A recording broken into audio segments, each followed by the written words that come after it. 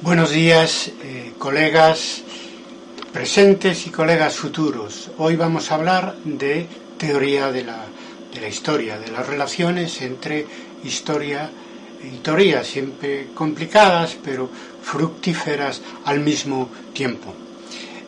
Definiremos el término teoría pues, en dos sentidos, uno más amplio, otro más estricto. Desde el punto de vista de la teoría, entendido como un concepto amplio, me remito al punto 13 del Manifiesto de Historia de Debate, donde habla de la necesidad de lo que allí se llama una historia pensada.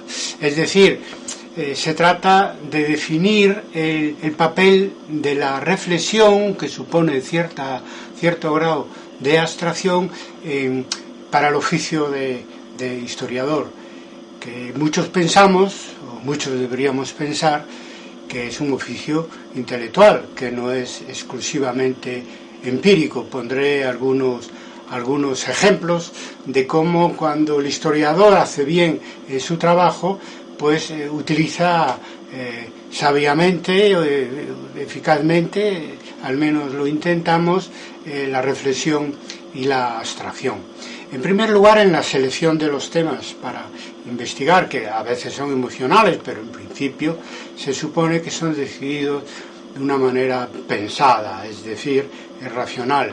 En segundo lugar, sacar ideas de la bibliografía sobre el tema que va a estudiar, ¿no? En tercer lugar, interpretar los datos extraídos de las fuentes, ¿no?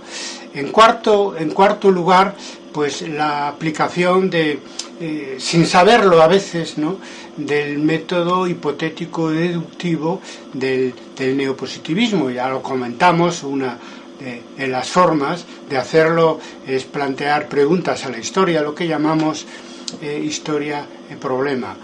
En quinto lugar, habría que hablar de los conceptos y definiciones de tipo metodológico, de tipo historiográfico, incluso teórico, que hay que definir para hacer una buena investigación. Y en último lugar, el sexto ejemplo sería la elaboración de conclusiones de una investigación empírica, pero pensada, muy pensada, ¿no? Eso, como sabéis, como sabemos todos, no es fácil, sobre todo si es, por ejemplo, una tesis doctoral, porque a menudo los árboles nos impiden ver el bosque, ¿no? En fin, ese papel de la reflexión, el oficio de historiador, es lo que Jerzy Topolsky llamaba en su magnífico libro La metodología de la historia, el conocimiento no basado en fuentes. Él decía que ahí está, digamos, la clave de la calidad de las investigaciones, y es a lo que, a pesar de lo que creen algunos, el historiador debe dedicar más tiempo, y normalmente lo hace. Las operaciones, digamos, que no tienen que ver con las fuentes y que son, como veis, tremendamente importantes, ¿no? Es más, definen lo que es una buena y mala historia, el grado y la calidad de la historia en su dimensión reflexiva, pensada, siempre, naturalmente, como complemento o como incentivo de la historia hecha con documentos. En un sentido estricto, ¿cómo definiríamos el término teoría aplicado a la historia? Yo esta vez acudiría al diccionario de la lengua española, que da una primera acepción donde aparece teoría como conocimiento especulativo, vamos, a diferencia del conocimiento práctico, ¿no? Y en segundo caso, si acaso la más interesante para nosotros, que define la teoría como el conjunto de leyes que sirven para relacionar fenómenos entre sí, sean fenómenos que surgen en la sociedad, en la historia, en la cultura, etcétera. Es decir, que en su definición más estricta, la teoría de la historia equivaldría a una filosofía de la historia. Bueno, sí, pero no. Sí, porque naturalmente significa lo mismo, ¿no? Pero no, porque la filosofía académica en gran medida se ha reducido a analizar el concepto de historia en los grandes filósofos y pensadores, lo cual, dejando de lado, vamos, el papel y la obra de los propios historiadores, en principio importante para poder hablar del concepto de historia, sino reduciéndola por razones de especialidad académica a los filósofos exclusivamente. De manera que eso resulta poco útil, la filosofía académica de la historia, en general, por desgracia, para nosotros los historiadores y viceversa. La única filosofía de la historia que ha tenido una verdadera influencia en el oficio de historiador ha sido el materialismo histórico. Eso, sin duda alguna. Mi amigo Jacques Le Goff, después de la caída del muro de Berlín, me decía, con pesar, que no entendía cómo los historiadores soviéticos, bueno, rusos y de otras nacionalidades, en aquel momento habían abandonado así tan simplemente el marxismo, porque decía, ¿en qué filosofía de la historia con qué filosofía de la historia nos podemos relacionar, utilizar como referencia, si no tenemos de mano el materialismo histórico? En fin, aplicado a la historia, como otras teorías de la historia, el materialismo histórico pues se refiere a regularidades, leyes, principios generales de la historia desde un enfoque materialista y dialéctico, ¿no? Es decir, que para entender la evolución histórica, el marxismo aplicado a la historia reniega o excluye o critica, pues por un lado el idealismo, por otro lado el mecanicismo, ¿no? Considera que la evolución de las sociedades en la historia se explica a través de las condiciones materiales y de los objetos sociales, que a su vez cambian pues según el momento y el lugar de la historia a la que nos estemos refiriendo. Hay una frase muy conocida que es de Marx que sintetiza esto que vengo de explicar, y es: los hombres hacen la historia pero en condiciones heredadas, ¿no? Entonces, en ese sentido, tenemos una teoría de la historia que sedujo a los nuevos historiadores del siglo XX ampliamente, también a los historiadores de los primeros, de los segundos y de los terceros anales, mientras esa escuela historiográfica jugó un papel, digamos, productivo, ¿no? que cubre casi la mayor parte del siglo XX. El motivo de esta cercanía de los nuevos historiadores con el marxismo está en tres cosas, ¿no? En primer lugar, porque es por el sentido práctico que tiene la filosofía marxista de la historia, porque es un pensamiento aplicado. En segundo lugar, porque le permite al historiador ubicarse en el continuum pasado, presente y futuro. Y en tercer lugar, y esto es lo más apetitoso para el historiador profesional, porque el marxismo es una filosofía de la historia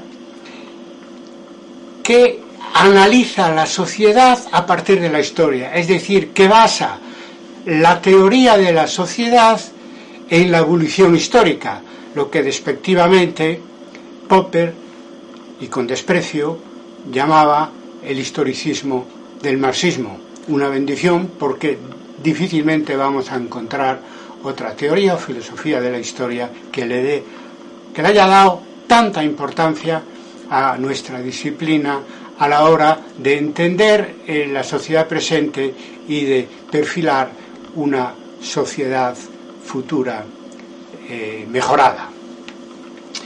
Lo más popular del materialismo histórico en su aplicación a la historia académica ha sido la teoría de los 5 estadios, ¿no? De la sucesión de 5 modos de producción a lo largo de la historia como algo ineludible, del esclavismo, el feudalismo, el capitalismo, el socialismo y el comunismo. Como sabemos, esta teoría fue desmentida por la historia a partir de la caída del muro de Berlín, cuando en el este de Europa y en otros lugares pues se invierte la sucesión de modos de producción y se transita desde el socialismo llamado real hasta el capitalismo. Eso ha sido un enorme fracaso, pero sobre todo un enorme fracaso no tanto de Marx y de Engels como de la generalización dogmática que se hizo de sus aportaciones, en este caso al conocimiento materialista y del fundamento materialista de la historia. Ellos estudiaron los modos y formaciones sociales de la historia por separado y también en sus procesos de transición, y no dejaron cerrada una teoría o filosofía de la historia apoyándose en esa sucesión de los modos de producción. Además lo dijeron, no pretendemos hacer una filosofía cerrada de la historia. Pese a eso se hizo, y eso es lo que fracasó principalmente, ¿no? Marx y Engels son clásicos de las ciencias sociales, del pasado, del presente y del futuro, también de la ciencia de la historia. Ahora tocaría, para aprovechar ese clasicismo de Marx y Engels en el terreno también de la filosofía, de la sociología, de la economía y también de la historia, es necesario en este momento volver a los fundadores y aplicar la metodología de los fundadores, es decir, el método marxista en su pureza original, a los procesos de crisis del marxismo, sobre todo el último, a finales del siglo pasado, que habrá que superar siguiendo el método de Marx dialécticamente a través de la superación dialéctica que ellos habían aprendido de Hegel. En eso estamos, ¿no? Todavía hoy no solo es útil, sino necesario el aporte del marxismo al nuevo paradigma historiográfico, a la escritura de la historia en el siglo XXI, pero, y eso es la diferencia respecto al pasado,